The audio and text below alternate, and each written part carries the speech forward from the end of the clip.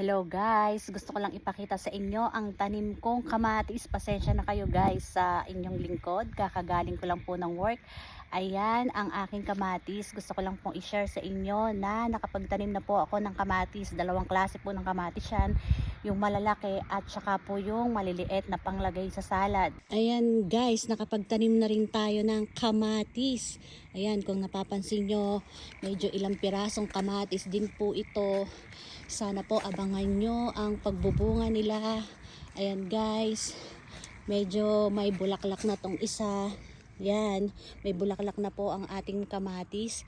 Mini tomato po yan at saka po yung malalaking kamatis. Ayan guys, meron na po siyang isang bunga na maliit.